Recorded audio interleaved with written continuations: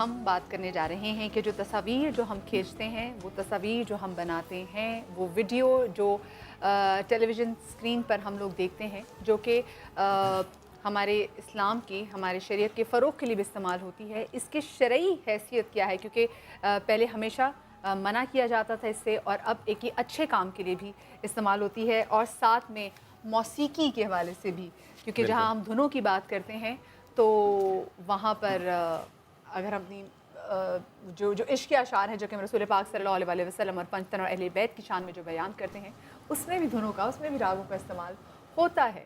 تو وہی والی چیز ہے کہ جو ہمیشہ سنتے ہیں کہ جی ہر چیز کے اچھے پہلو بھی ہوتے ہیں اور نیگیٹو پہلو بھی ہوتے ہیں۔ بالکل، دیکھیے مسلمانوں کی اگر تاریخ دیکھیں نا تو مسلمانوں نے اپنی تاریخ میں تقریباً پہلے 300 سالوں کے اندر بہت ترقی کی، جس میں صرف موسیقی اور تصویر میں نہیں، ہمارا آرٹ مختلف ہے۔ ہم تصویر آرٹ کے اندر اپنے شامل نہیں کرتے، لیکن اس کی وجہ جو ہے وہ تصویر کا ناجائز ہونا نہیں، اس کی وجوہات تاریخ میں بالکل مختلف ہے۔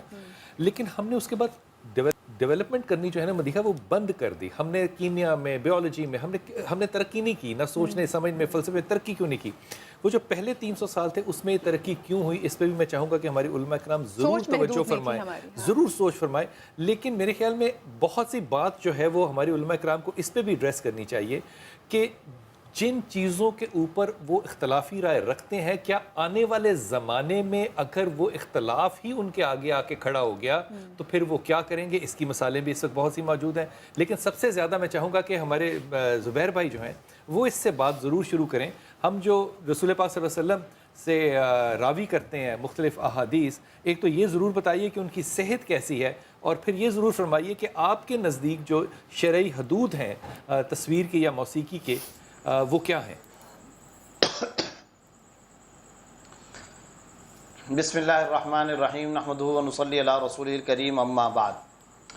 سب سے پہلی گزارش تو یہ ہے کہ ہمارے ہاں معاشرے کے اندر ایک بات یہ سمجھی جاتی ہے کہ بہت سارے لوگ اور بہت سارے علماء پہلے کسی چیز کو حرام کہتے ہیں اور بعد میں چل کر کے اس کو حلال کہتے اور اس کا فتویٰ دیتے ہیں، تو گویا کہ یہ علماء کی کمزوری ہے، یا علماء کو پہلے تحقیق نہیں تھی، یا علماء زمانے کے حالات کے ساتھ خود بخود چینج ہوتے چلے جاتے ہیں۔ تو میں سب سے پہلے یہ بات کلیئر کرنا چاہتا ہوں کہ صورتحال اور پوزیشن ایسی نہیں ہے، بلکہ صورتحال اور پوزیشن اس میں اپریشیٹ کرنے کی ہے دو پہلوؤں سے۔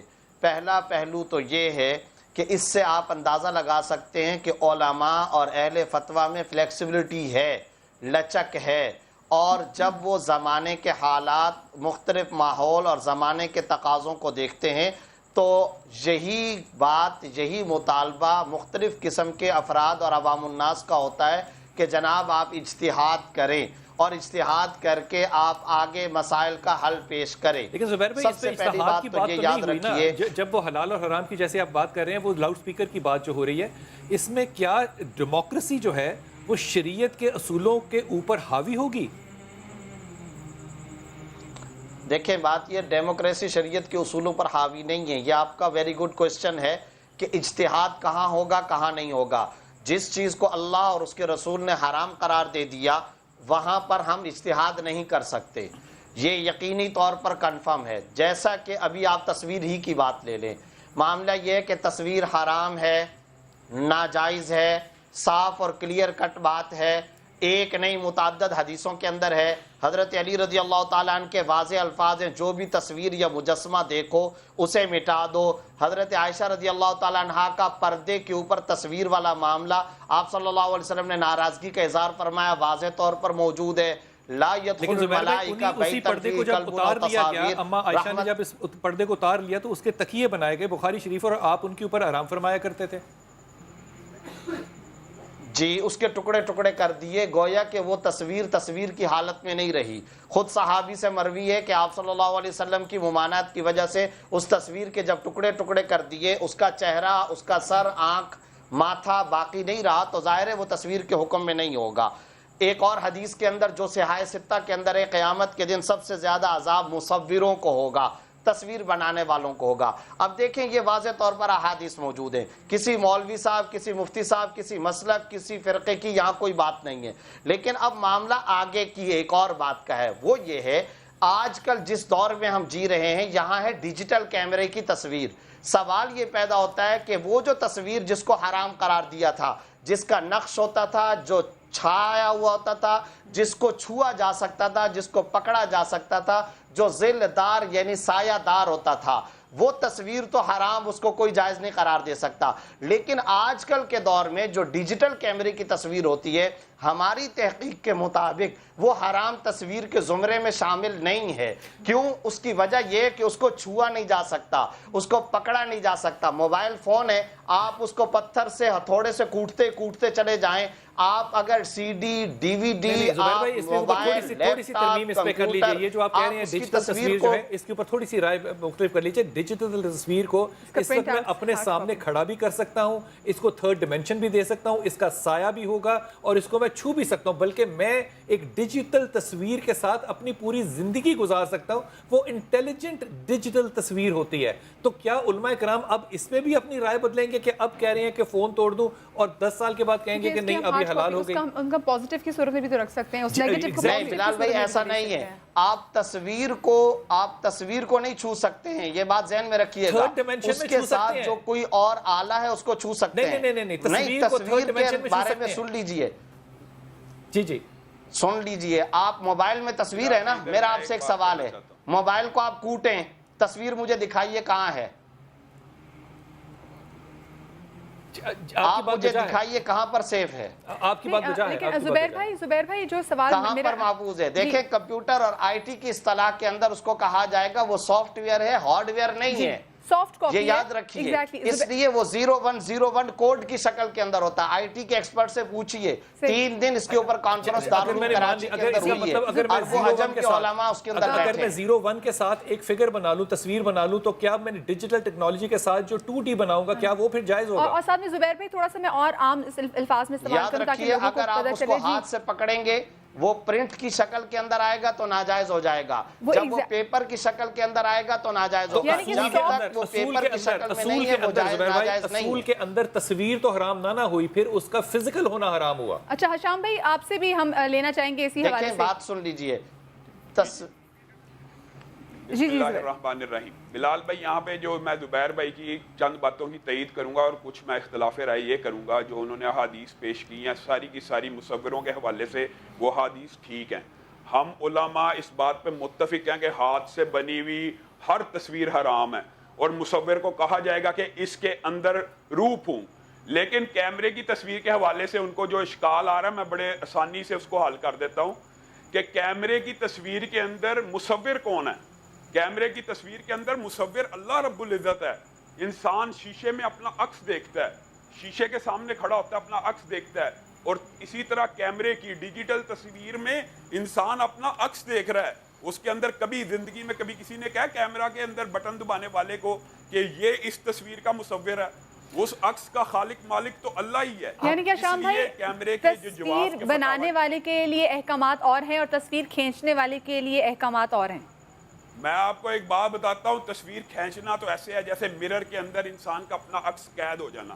آپ جو کیمرے کی سائنس جاننے والے طالب علم بہت بخوبی اس بات کو جانتے ہیں کہ انسان کا ایکچول عکس اس کے اندر قید ہوتا ہے, جبکہ جو مصور ہوتا ہے وہ نعوذ باللہ جو احادیثیں ہیں ان کے اندر یہ بات شامل ہے, وہ اللہ رب العزت کی تخلیق کی کاپی کر رہا ہوتا ہے. وہ اللہ کی تخلیق کو اپنے ہاتھ سے ایک سانچے میں ڈالنے کی کوشش کرتا ہے. اس کی وعید اس لیے ہے. اور ڈیجیٹل یہ جو روپ ہے اس کا عکس لینا یہ تو شرک میں آتا ہے. اسی لیے کہ یہ ہم جو علماء کا اجتہاد ہے, بعض علماء اس تصویر کو اس لیے حرام کہتے ہیں, جیسے مفتی زبیر صاحب نے کہا کہ جب وہ پرنٹ کی شکل میں آ جائے گی تو گویا وہ عکس سے نکل کے مجسم حالت میں آ گئی. جب مجسم حالت میں آ گئی تو اس کے اندر شرک کا عنصر پایا جا سکتا ہے, وہ لٹکائی جا سکتی ہے, اس کی عقیدت و احترام ہو سکتی ہے, وہ تمثیل ہو سکتی ہے. صحیح. اچھا جی علامہ کمال مہدوی صاحب آپ کا پوائنٹ آف ویو. بسم اللہ الرحمن الرحیم. دیکھیں اس میں بات یہ ہے کہ یہ جو احادیث بیان کی جا رہی ہیں یہ احادیث فقہ جعفریہ میں بھی مختلف حوالوں سے مختلف الفاظ کے ساتھ موجود ہیں, لیکن آپ کو یہ دیکھنا پڑتا ہے کہ جس زمانے میں بات کی جا رہی ہے کس کانٹیکسٹ میں بات کی جا رہی ہے.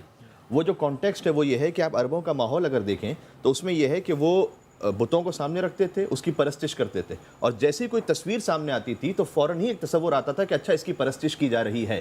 لہذا سخت ترین مذمت کی گئی کہ اگر تم اس وقت تصویر بناؤ گے تو گویا 99% اس کا مقصد یہ ہوتا تھا کہ اس کی آگے پرستش کی جائے گی. اس زمانے میں جو بات کی جا رہی ہے اس کو آج کے زمانے میں لا کر آپ بعین ہی منطبق کریں گے تو آپ اس کا کانٹیکسٹ کھو دیں گے. اگر ڈیجیٹل کیمرے سے تصویر لی گئی وہ حلال ہے, اس کے بعد اگر پرنٹ آؤٹ ہو جائے تو وہ حرام ہو جائے, تو دنیا کے سارے پاسپورٹ حرام ہیں. اچھا, اس کا مطلب یہ ہوا کہ دنیا کے سارے شناختی کارڈ حرام ہیں, جو ہے وہ بھی دوزخی ہو گیا کیونکہ حرام کام کر رہا ہے اگر پرنٹ ہو گیا. تو میں اسی لیے تو کہہ رہا ہوں کہ جب ہم پاسپورٹ کے لیے جاتے ہیں یہاں بلال بھائی ذرا مجھے ایک بات کرنے کی اجازت دیجیے. جی فرمائیے. جی کر لیجئے گا. میں یہ کہنا چاہتا ہوں کہ دیکھیں یہ بات کہ اگر پرنٹ لے لیا تو وہ حرام ہو گئی اور ڈیجیٹل کیمرے کے اندر ہوا وہ جائز ہے. یہاں ایک اور اصول بھی ذہن کے اندر رکھیے گا, اور وہ بھی تمام فقہوں کے اندر اصول ہے, الضرورات تبیح المحظورات. جہاں معاملہ مجبوری کا ہے, شناخت کا ہے, ملکی قوانین کا ہے, ریاستی مجبوریوں کا, تعارف کا معاملہ پیش آئے, وہاں پر عام آدمی کا اختیار نہیں چلے گا. وہ مجبوری کی وجہ سے گنجائش سے فائدہ اٹھا سکتا ہے. نوٹ کی تصویر ہے, پاسپورٹ, شناختی کارڈ, تمام کی تمام دنیا کے اندر آپ پیپر کے اندر جو تصاویر دیتے ہیں وہ میرا قانون بنایا ہوا نہیں ہے, آپ کا بنایا ہوا نہیں ہے, لہذا مجبوری کی وجہ سے اس کی اجازت ہوگی. آج شیخ الحدیث کی جیب کے اندر نوٹ رکھ کر کے نماز پڑھتا ہے.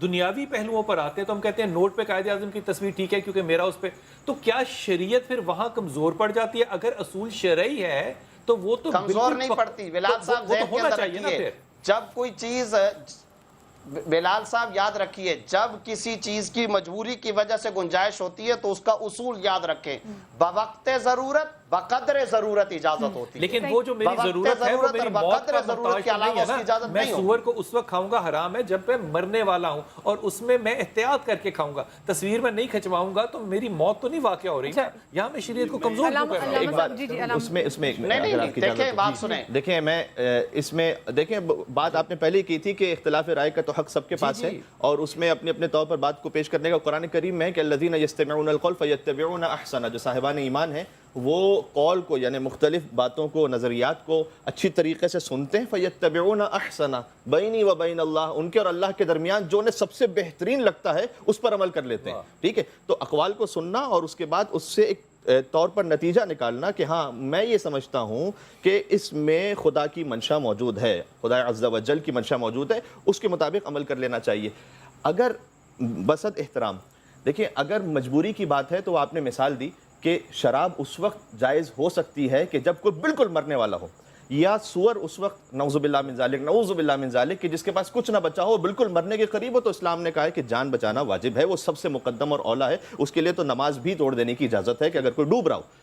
اگر فرض کیجئے کہ کسی کا پاسپورٹ نہ بنے تو وہ اپنے شہر میں رہے, اپنے ہی وطن میں رہے, اس میں یعنی یہاں پر فرض کیجئے کہ پاکستان میں کروڑوں ایسے لوگ ہیں جن کے پاسپورٹ نہیں ہے, زندگی گزار رہے ہیں, آگے چل رہی ہے زندگی, ان کے لیے کوئی پریشانی کی بات نہیں ہے. اور جہاں تک مجبوری کی بات ہے, اگر مجبوری کا احاطہ بڑھتے اتنا بڑھ جائے کہ وہ اصل چیز کم رہ جائے اور مجبوری زیادہ بڑی ہو جائے, تو پھر ایسی صورت میں ہمیں سوچنا اور غور کرنا پڑے گا.